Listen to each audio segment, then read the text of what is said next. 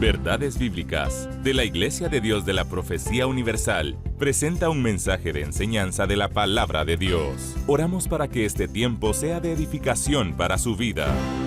Hoy estamos abordando este capítulo 2 a través de su espacio Verdades Bíblicas, y esperaríamos que en el capítulo del domingo pasado, que sería el 2, nos enlacemos rápidamente al capítulo 3. Ya en el capítulo 3 de este libro de Apocalipsis encontramos la segunda parte de este mensaje de las 7 iglesias con las que Jesús tuvo en su corazón compartir principios elementales. Decíamos la otra vez, y no está de más el poder reiterar, que el propósito propiamente del mensaje de Cristo a las 7 iglesias es suplir la necesidad espiritual que aquellas tuvieron en su momento, pero también puede haber un segundo propósito, que la iglesia de hoy sepa entender y apreciar la importancia de cómo Jesús gusta y no gusta con la actitud de su iglesia sobre la faz de la tierra.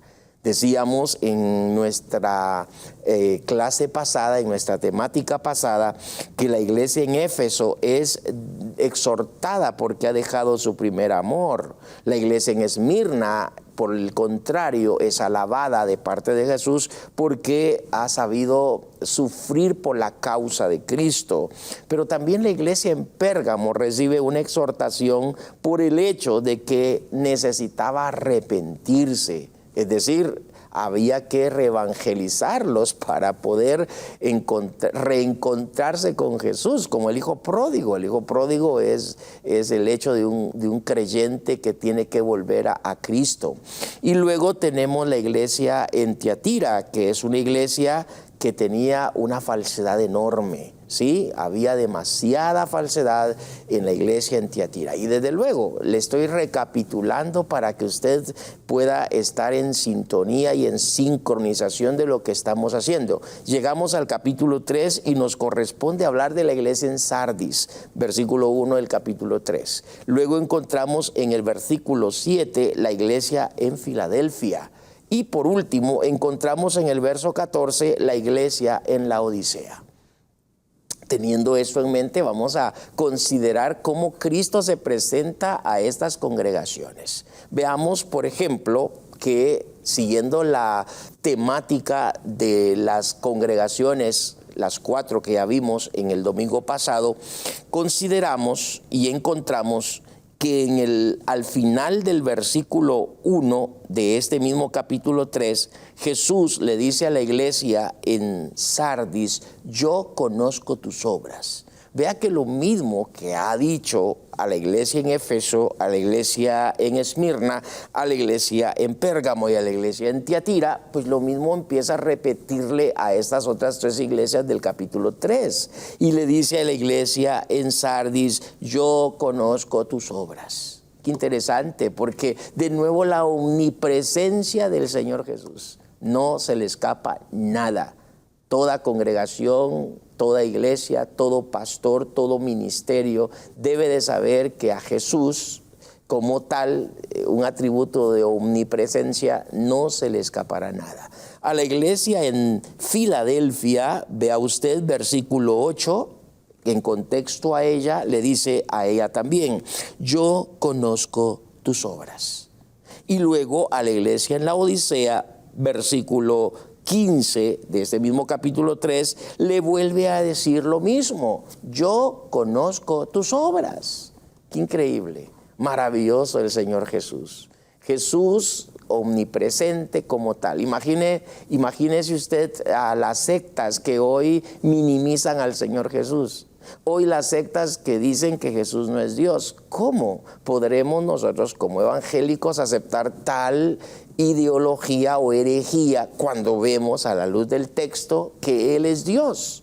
Siendo Dios, Él conoce las obras, conoce lo que pasa, pero no solo conoce, Él también sabe. Es decir, Él también está presente. Él es no solo omnipresente, Él es omnisapiente. Él es omnisciente, Él lo sabe todo, Él lo conoce todo.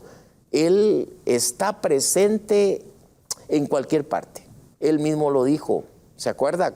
En la reunión de sus santos, donde 2 o 3 se reúnan en su nombre, Él ahí está. De modo que cuando el Señor Jesús dijo en Hechos capítulo 1, vendré otra vez, ¿sí? Cuando Jesús dice en Juan capítulo 14, verso 3, vendré otra vez. Y en Hechos capítulo 1, cuando Él dice, este mismo Jesús que ha sido tomado de esa misma forma regresará por ustedes. Esos conceptos de venir es, me voy, pero no me voy del todo, aquí estoy. Porque esa palabra vendré y esa palabra que se fue da a entender como que Él ya no está o que Él va a venir porque en este momento no está con nosotros. En el contexto griego, esa palabra incluye que Él se fue en el contexto y en nuestro lenguaje, pero Él se quedó a la vez. Él vendrá, pero Él está con nosotros. O sea, lo que tendremos en nuestro concepto de definición es que Jesús está presente. Él está presente. Él sigue presente. Entonces, siguiendo esta línea de observancia de este capítulo 3, debemos de saber que en ese mismo contexto a la iglesia de Sardis le dice en el versículo 6, el que tiene oídos, oiga lo que el Espíritu dice a las iglesias. O sea, lo mismo que le ha dicho a las 4 que vimos en el capítulo 2, sigue replicándole a las iglesias de este capítulo 3, que serían las 3 de las 7. Yo conozco tus obras, lo ha dicho 3 veces y ahora de nuevo vuelve a replicar, el que tiene oídos, oiga lo que el Espíritu dice a las iglesias. Es decir, no solamente aquellas históricas que existieron allí en Asia Menor, sino a todas las que estaban a su alrededor y las que deberían de existir a lo largo de la historia. Y por eso es de que aplica para nosotros hoy. El que tiene oídos debe de saber que el Espíritu sigue hablándole a la iglesia por medio de estas 7 iglesias de Éfeso, o más bien dicho, las que estaban en Asia Menor y alrededor de Éfeso. Ahora, vale la pena saber que en el mismo versículo 15 del capítulo 3 le dice a la iglesia en Filadelfia, el que tiene oídos, oiga lo que el Espíritu dice a las iglesias. De nuevo, a la iglesia en Filadelfia le sabe decir lo mismo. El que tiene oídos, oiga lo que el Espíritu dice a las iglesias. Y en el verso 22 de este mismo capítulo 3, a la iglesia en Laodicea le dice, el que tiene oídos, oiga lo que el Espíritu dice a las iglesias. ¡Wow! ¡Qué maravilloso! Un Jesús que ha repetido 7 veces, yo conozco tus obras, a las 7 iglesias.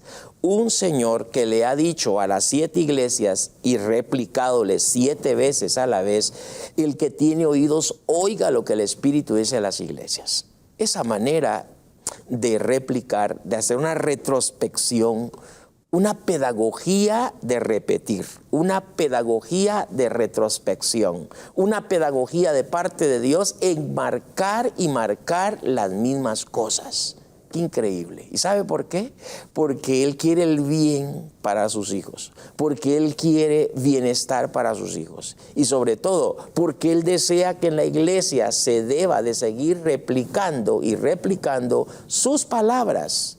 Eso es lo que da a entender el Señor a través de este precioso mensaje que Jesús dejó en aquellas bandejas, en aquel momento 7 documentos, 7 cartas. Hoy las bandejas de Messenger, las bandejas de WhatsApp, allí Cristo nos sigue dejando su mensaje.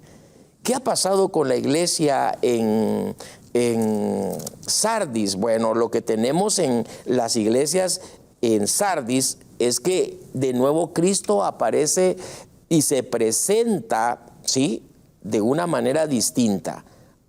A la iglesia en Éfeso se le ha presentado como el omnipresente, el que anda en medio de ustedes, verso 1.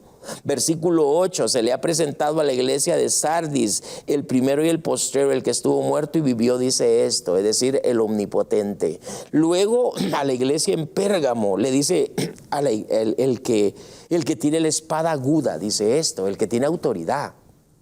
Luego la iglesia en Tiatira, el Hijo de Dios, el que tiene como llamas de fuego, y pies semejantes al bronce bruñido, dice esto, su divinidad. Él se presenta como Dios. Pero aquí, en el capítulo 3, verso 1, aparece al ángel, al pastor, a la oficialidad de la iglesia en Sardis. Se le presenta el que tiene los 7 espíritus de Dios. Mire qué increíble.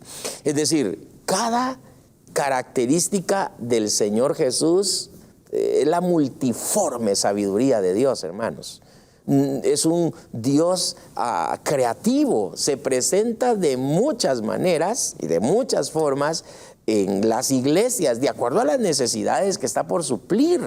Y aquí se le presenta a la iglesia en Sardis como el que tiene los 7 espíritus de Dios y las 7 estrellas de oro. Mire, qué increíble, porque lo que tenemos aquí es un Cristo glorificado, propiamente, que se presenta como el perfecto. Porque ya dijimos que la palabra 7 tiene que ver con plenitud, con perfección. De modo que aquí se presenta el Hijo, se presenta el Señor como el que tiene los 7 espíritus de Dios. Es decir, el que tiene el espíritu pleno, el que tiene el espíritu perfecto. Este habla con ustedes. Es maravilloso ver esa multiforme sabiduría del Señor, cómo Él quiere canalizar de acuerdo a las necesidades que en aquellas congregaciones estaba pasando, ocurriendo. Sus receptoras allí presentes y el Cristo como emisor principal hablándoles y hoy hablándonos a nosotros.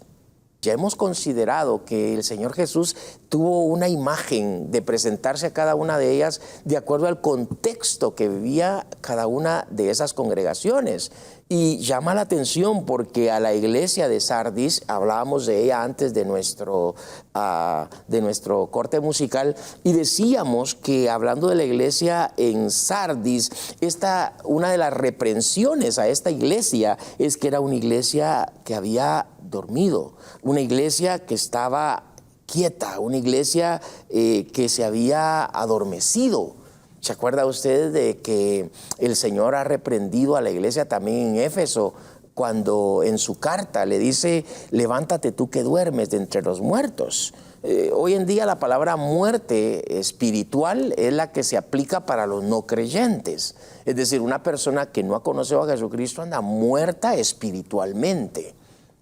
Ahora, el punto es que aquí vemos que la iglesia ha dormido, no que esté muerta espiritual, no, porque están vivos, porque le pertenecen a Cristo. Aquí el término de dormir o estar así es como de estar desenfocados, estar en una zona de confort. Y eso es lo que le está pasando a la iglesia en Sardis, que ha quedado dormida, que ha quedado así estática, que ha quedado como en una zona de confort. Y por eso Cristo se aparece diciéndole a esta congregación y le dice el que tiene los 7 espíritus de Dios. O sea, el que tiene el espíritu pleno. Y luego el que tiene las 7 estrellas dice esto, o sea, el que tiene a la iglesia en sus manos. No olviden que ustedes están en mis manos. No puede estar en una zona de confort porque Cristo, siendo pleno, desea que la iglesia también sea plena. Y su exhortación es, ustedes han estado dormidos, han estado desenfocados, han entrado en una zona de confort, de quietud. Deben de levantarse, deben de poderse incorporar de nuevo. Esa es la misión de la iglesia. Y queridos hermanos, la iglesia propiamente necesita sacudirse, ¿no? Necesita levantarse, necesita incorporarse, necesita de nuevo llevar la visión, llevar la misión, llevar el enfoque de Cristo, porque eso propiamente es el propósito de ella. Jesús es dinámico cuando dice id por todo el mundo. Es dinámico cuando dice toda potestad me es dada en el cielo y en la tierra, por tanto vayan. O sea, Él nos dio autoridad y nos dio poder. Esa es una cuestión muy definitiva para la iglesia en cualquier momento de la historia. Recibiréis poder y cuando haya venido sobre vosotros el Espíritu Santo, me seréis testigos. Entonces nosotros tenemos a dónde acudir. Y podemos entonces salir de una zona de confort, de una zona donde podamos haber caído en dormir, en quedarnos quietos. Sí, podríamos. ¿Por qué? Porque tenemos al Espíritu Santo en nosotros. Y el Espíritu Santo en nosotros es para darnos dinamis, para darnos poder. Pablo en una de sus cartas, especialmente a la iglesia en Tesalónica, le dice, no apaguéis el Espíritu. Necesitamos entonces avivar esa parte fundamental por la causa, apasionarnos por la causa. Y la iglesia en Sardis tiene esta situación, una iglesia que propiamente necesita levantarse, necesita seguir con el proyecto de Dios, que la iglesia es un proyecto y ella como tal tiene un mensaje a seguir. Tenemos la iglesia en Filadelfia, y esta iglesia en Filadelfia, versículo 7, escribe al ángel de la iglesia en Filadelfia, y note que aquí la imagen multiforme de Cristo, como ya dijimos, la multiforme sabiduría de Dios, es que hayan imágenes diferentes de quién es Él, su esencia de quién es Él, a las diferentes congregaciones del momento. Y aquí con la iglesia en Filadelfia cambia. Su imagen es la siguiente, escribe al ángel de la iglesia en Filadelfia, esto dice el santo, el verdadero, el que tiene la llave de David, el que abre y ninguno cierra, y cierra y ninguno abre. Vea, Cristo ahora se aparece con una imagen. La imagen de Cristo a la iglesia en Filadelfia es una imagen de ética, una imagen de conducta. Qué tremendo eso. La imagen de Éfeso es yo estoy en medio de ustedes. La imagen de Esmirna es yo vivo y por eso estoy aquí, soy el Cristo resucitado. La imagen ante la iglesia en Pérgamo es yo soy la autoridad aquí en medio de ustedes. A la iglesia en Tiatira, yo soy Dios, aquí estoy. A la iglesia en Sardis le está diciendo yo soy pleno, yo soy perfecto.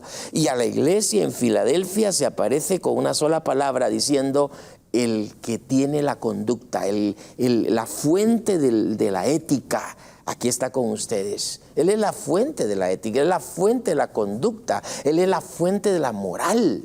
Y la iglesia tiene un referente para la moral, un referente para la ética, un referente para su conducta. El estilo de vida de la iglesia está en Cristo. Y Él se aparece en esta imagen diciendo el santo y el verdadero, dos atributos de la moral. Ser verdadero, ser fehaciente y ser santo. ¿Ya? Santo aquí tiene que ver con conducta. Y aquí su naturaleza está saliendo a relucir. Mire qué interesante. ¿Qué la iglesia necesita hoy? Bueno, crear en ella un código de vida, un código de conducta diferente. ¿Sabe usted que ese código de vida está ampliado en la carta a los Gálatas, capítulo 5, verso 22? Ahí está el código de ética, el código de vida del creyente está allí, el código de la iglesia, ese código moral, amor, gozo y paz, que nos relacionan conmigo mismo, con usted mismo, ¿sí? Amor, gozo y paz. Paciencia, bondad, benignidad, que es un código que lo relaciona con los demás, con los que están cerca, con su familia especialmente, y con el resto de creyentes en la comunidad y con la sociedad. Esos tres valores lo relacionan con los que están alrededor suyo. Y luego pues tenemos un código final. En ese código ético tenemos tres valores más con el que finaliza ese capítulo 5, verso 22, diciendo Pablo, fe, mansedumbre y templanza. Y esos ya nos relacionan con Dios. Sí, con Dios porque hay que tener fe, con Dios porque hay que ser mansos, con Dios porque hay que tener templanza. Es con Dios. Agradamos a Dios con esos tres valores. Agradamos a nosotros mismos con los primeros tres valores y agradamos al prójimo siendo pacientes, siendo benignos y siendo bondadosos.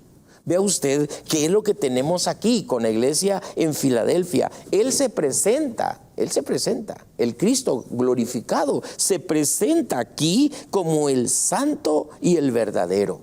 Qué maravilloso porque eso nos da pauta a pensar la importancia que existe, la importancia que se da en ese contexto, en este punto de partida, de saber que propiamente necesitaríamos una congregación sana. Y solamente creyentes sanos harán una congregación sana. Solo familias sanas haremos congregaciones sanas. Mire qué interesante. Entonces, ¿qué necesitamos? El ethos de Dios, la ética de Dios, la moral de Dios. Dios es una persona, ¿ya? Una persona incorpórea. Y Él como tal tiene atributos divinos que ya los hemos marcado, su omnipresencia, su omnipotencia. Pero también tenemos en él atributos morales, ¿verdad? Justicia, benevolencia, bondad, santidad, amor.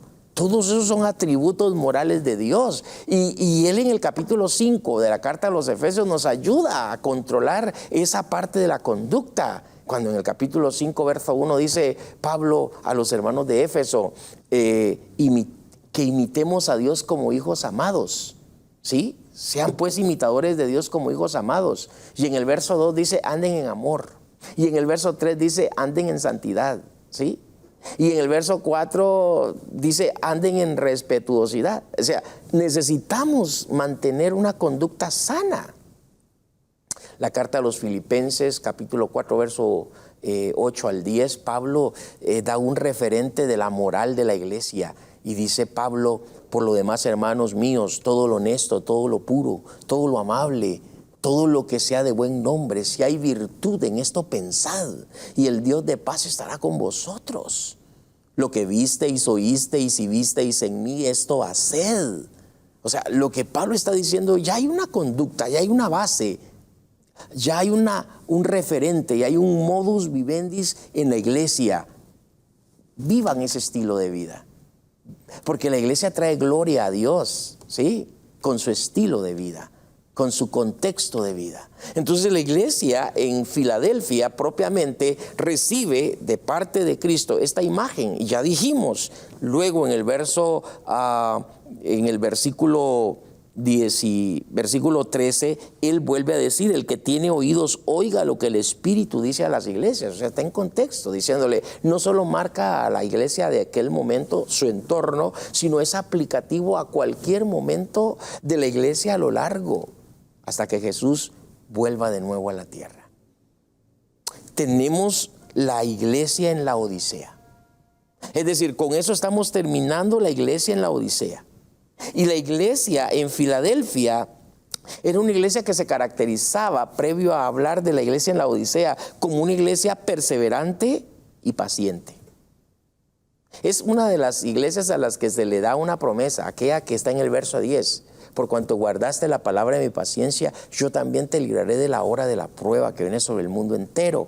O sea, vemos aquí que propiamente la iglesia en Filadelfia recibe ese privilegio grande, esa bendición maravillosa en su momento de poderla librar de la hora de la prueba. Qué increíble es ver que esta iglesia se caracterizó como una iglesia perseverante y como una iglesia paciente. Ahora, la iglesia en la Odisea es una iglesia tibia, una fe gradualmente mal. O sea, una iglesia que tiene un problema de vida, un problema espiritual, un problema de moral, un problema de identidad con Dios. Y esto, por supuesto, lo vamos a ver después de este corte musical que viene a continuación. No olvide que estamos en estas 7 iglesias escritas de parte del Señor Jesús, ¿sí? De parte del Señor Jesús, para toda la iglesia a lo largo de la historia, que tiene aplicaciones maravillosas hasta el día de hoy con nosotros. Estamos hablando sobre el capítulo 3 del libro del Apocalipsis, la segunda parte del mensaje de Cristo a las 7 iglesias. Y nos corresponde ya en este programa de hoy haber hablado de Sardis, hablar de Filadelfia, pero también hablar de la iglesia en Laodicea. Y pues tenemos en el versículo 14 las palabras que propiamente están allí relacionadas a la iglesia en Laodicea. Y dice: escribe al ángel de la iglesia en Laodicea, he aquí el amén, el testigo fiel y verdadero, el principio de la creación dice esto. Y qué impresionante volver a recalcar que aquí también a esta iglesia le dice: yo conozco tus obras, versículos 15, y a ella misma, versículos 22, le ha dicho: el que tiene oídos, oiga lo que el Espíritu dice a las iglesias. Pero lo que llama la atención es una séptima imagen que Jesucristo se presenta o con la que Él se identifica para llenar las necesidades de las congregaciones. Vea usted que en el versículo 14 Él se presenta como el amén, en otras palabras como el así sea. Esa es una palabra aramea que propiamente certifica o le da validez a algo, el así sea. Y aparece acá como el fiel y el verdadero, el principio de la creación de Dios, dice esto. Esta imagen es una imagen que le da fe a ciencia, el amén, el así sea, a que Él como tal, Jesús, es el fiel, es el verdadero y es el principio de toda la creación de Dios. Y aquí volvemos a caer, está en contexto a la preeminencia de Dios, pues no es que Él es la primera criatura en haber sido creado, valga la redundancia, sino en que Él es la preeminencia de Dios. Él es, recuerde, el alfa y la omega. Él es coigual, consustancial y coeterno con el Padre y con el Espíritu Santo. Juan 1:1, que es el mismo que escribe el Apocalipsis, en el principio era el verbo estaba con Dios y el verbo era Dios. Da lugar y crédito a pensar que Jesús, el Hijo, es Dios. No es una criatura, no es la primera creación de todas las cosas, no, Él es Dios. Ahora, ¿por qué aparece como el amén, el así sea? Porque le da fe a ciencia, diciéndole a la iglesia en la Odisea, valga la redundancia, que no se olvide de que Él es fiel, no se olviden de que Él es verdadero, no se olviden de que Él es el preeminente de todas las cosas, el preeminente de toda la creación de Dios. Y es que con esto le da también lugar a saber que la iglesia en la Odisea estaba cruzando un momento difícil. La iglesia en la Odisea está pasando un tiempo de tibieza espiritual. Hay una tibieza en sus convicciones, hay una tibieza en su fe, hay una tibieza en su conducta, hay una tibieza en su propósito, hay una tibieza en su plan como iglesia. Y Cristo la está exhortando fuertemente porque vemos cómo se ha implementado un estilo de vida en esta iglesia de la Odisea, donde pareciera que tienen plata, donde pareciera que tienen todo, pero lo que menos tienen es al Señor en el centro de sus vidas, en la razón de ser de ellos. La iglesia en la Odisea es una iglesia que pudiera hoy darnos un mensaje muy confrontante, muy amonestativo. La iglesia necesita propiamente salir de esa tibieza. Las congregaciones hoy en el mundo entero pueden estar pasando un mal momento por las famosas ideologías, por las famosas teologías que han nacido, que han surgido fuera del contexto bíblico. Una teología de la prosperidad, por ejemplo, puede y ha dañado el entorno de la iglesia de Cristo hoy en día. Una iglesia que ha sido sacudida por nuevos profetas, por novedades, por nuevos movimientos, por herejías, puede hacer que la iglesia de hoy caiga en ese extremo de tibieza. O los nuevos movimientos, las nuevas agendas ideológicas a nivel global, como el feminismo, tengamos cuidado con ese tipo de situación que en la iglesia se está prestando. El movimiento LGTBQ, donde en su momento parecía que la iglesia decía no, pero ha entrado la iglesia en poder abrir espacios y condescender con las personas que practican tales cosas. Porque hay que condescender con la persona, porque él es un ser humano, es una criatura de Dios y necesita convertirse para llegar a ser hijo de Dios, pero no condescender con el libreto, con la agenda, con el ideal y decir, pues sí, los recibimos así, ahí pues pueden ser parte de nuestra iglesia en ese estilo de vida, lo sentimos mucho.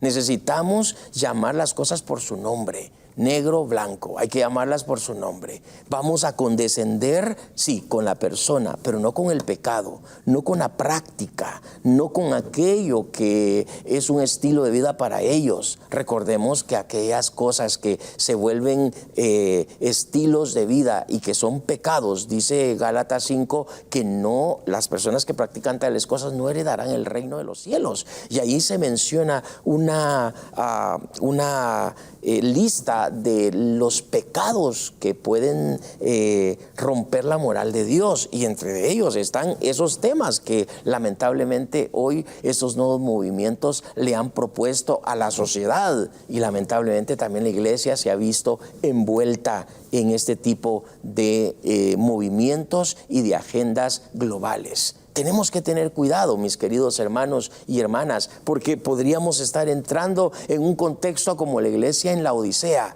donde hay tibieza, donde la fe parece que está incierta, donde no hay convicciones definidas. Necesitamos tener el cuidado. Cuando hemos de ver estas 7 congregaciones, estas 7 iglesias, estas reuniones, estas asambleas de hermanos en aquellos momentos, ¿cuál sería el mensaje para hoy? ¿Cuál sería el mensaje que podríamos traer para el día de hoy, para este siglo XXI? Bueno, podríamos decir mucho.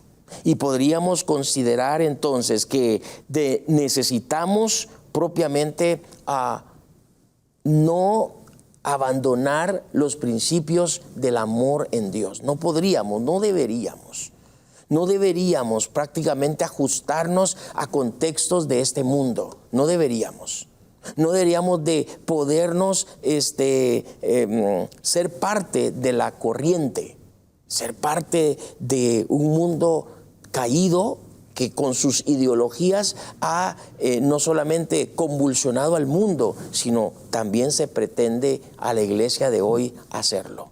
No olvide que la iglesia sigue siendo la iglesia de Cristo, compuesta por seres humanos, redimidos por Jesucristo, y que si hay 7 imágenes acá, sí, de Cristo como omnipresente, de Cristo como el que es todopoderoso, como Cristo que tiene autoridad, como Cristo que es Dios mismo, como Cristo que tiene una conducta intachable, como Cristo que tiene la plenitud del Espíritu, que Él es pleno en todo.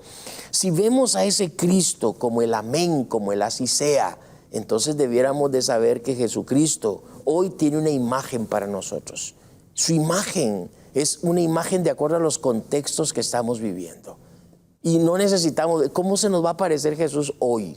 Bueno, se va a parecer, o ya podríamos verlo a la luz de la Biblia, que Él tiene una multiforme manera de poderse reaparecer a nosotros. Y su Espíritu da testimonio, desde luego, al Espíritu Santo de que usted es hijo de Dios. Entonces la imagen usted mismo, como parte de una congregación, usted mismo la va a crear. ¿Y cómo Jesús se presentará a mí? ¿Cómo Jesús me hablará a mí? Y no estoy hablando de que venga alguien de afuera y te diga, así tienes que hacer. No, la Biblia, que es regla de fe, la Biblia que es guía a seguir, la Biblia que es punto de referencia, deberíamos hoy prácticamente considerar 3 cosas, que es lo que yo anuncié hace un par de domingos atrás. Y es que el mensaje de las iglesias de Apocalipsis, y propiamente el capítulo 1 donde se introduce Cristo a la iglesia, trae tres cosas fundamentales. ¿Qué necesito hacer en este momento de la historia? Necesito saber que el propósito de este libro del Apocalipsis, especialmente este mensaje a las 7 iglesias, es, 1, que yo avive mi comunión con Dios. No olvide, necesitamos avivar, cultivar nuestra comunión con Dios por medio de la oración y por medio de la lectura de su palabra y por medio de la reunión con otros santos en una asamblea. Comunión. 2, convicción. Necesitamos tener convicción frente a un mundo hostil y caído, frente a un mundo que está desesperado y nosotros como iglesia no nos podemos ajustar a ese contexto de vida. Convicción.